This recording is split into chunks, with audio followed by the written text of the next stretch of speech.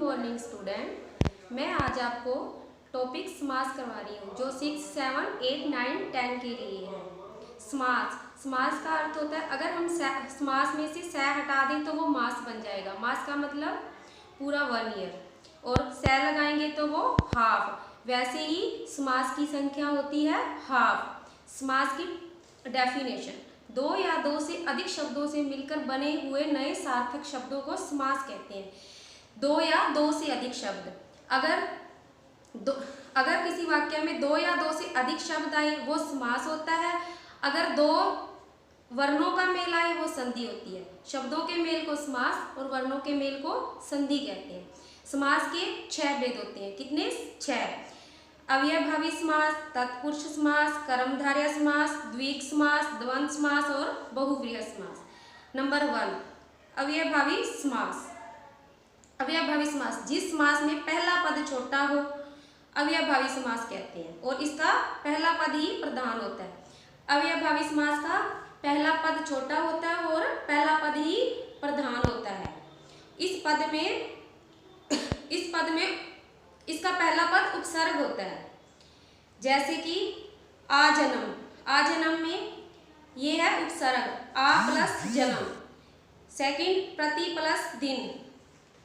तीसरा, यथाशक्ति, यथा प्लस शक्ति। अव्ययभावी समास का पहला पद उपसर्ग होता है। एक ही शब्द कई बार आ रहा हो उसे भी अव्ययभावी समास कहते हैं। जैसे हाथों हाथ, हाथों हाथ का मतलब हाथ हाथ। दिनों दिन, दिनों दिन का मतलब है दिन प्लस दिन। अब सेकंड है तत्पुरुष समास, जिस समास में दूसरा पद प्रधान होता है। तत्पुरुष समास में क्या होता है? जिसका दूसरा पद प्रधान होता है तथा दोनों पदों के बीच कारक चिन्ह लुप्त होता है। दोनों पदों के बीच कारक चिन्ह, इसमें कारक की अभिव्यक्ति होती है, उसे तत्पुरुष समास कहते हैं। इसका ट्रिक है दूसरा पद छोटा होता है। क्या होता है? छोटा होता है और प्रधान भी होता है और कारक चिन्ह का लोप होता है। इसमें हर मतलब डेफिनेशन के अंदर कारक का प्रयोग होता है। जैसे राजकुमार, राजा का कुमार, इसमें समास, इसमें कारक की अभिव्यक्ति हुई है। सेकंड है राजपुत्र, राजा का पुत्र, इसमें भी कारक की अभिव्यक्ति हुई है। नंबर 3, कर्मधारय समास, जिस समास का उत्तर पद प्रधान होता है तथा पूर्व पद में उपमेय तथा अपमान तथा विशेषण तथा विशेषण तथा विशेष्य का संबंध होता है। किसका?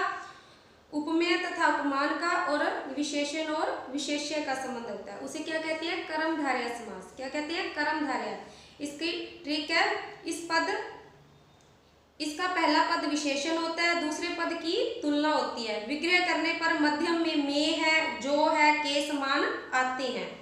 जैसे कि उदाहरण के लिए नील कलम, इसकी नील कलम, नीला है जो कलम, इसमें किसकी अभिव्यक्ति हुई है और जो की। महापुरुष, महान है जो पुरुष, महान है जो पुरुष, इसमें है और जो की अभिव्यक्ति हुई है।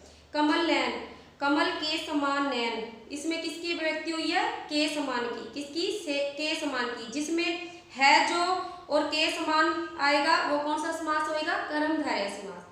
फिर आ गया नंबर 4, द्विग समास। द्विग का मतलब होता है, द्विग में गु है, ये है गुना का। किसका? गुना का। जिस समास का पहला पद संख्यावाचक होता है वह द्विग समास कहलाता है।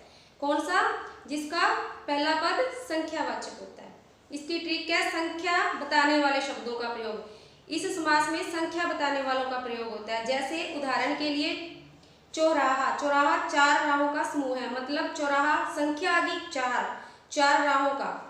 जैसे त्रिकोण, त्रिकोण मतलब 3 कोणों का समूह है, इसमें भी संख्या आ गई। तिरंगा 3 रंगों का समूह है, इसमें भी संख्या आ गई। फिर है द्वंद्व समास।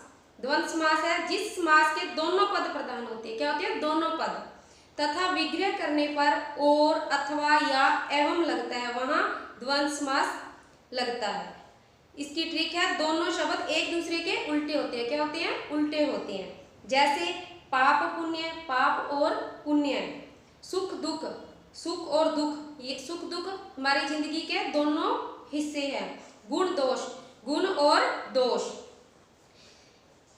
6 बहुव्रीहि समास। इस समास में कोई भी पद प्रधान नहीं होता।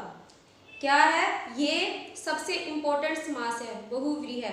इसमें कोई भी पद प्रधान नहीं होता। दोनों पद मिलकर किसी तीसरे पद की मतलब कि दोनों पदों का मतलब नहीं, कुछ तीसरा ही मतलब निकलता है। इसका ट्रिक है, विग्रह करने पर तीसरा अर्थ निकलता है। क्या निकलता है? तीसरा अर्थ। जैसे गजानन, गजा जैसे आनन वाला मतलब गणेश। कमल नयन, कमल जैसे नैनो वाला।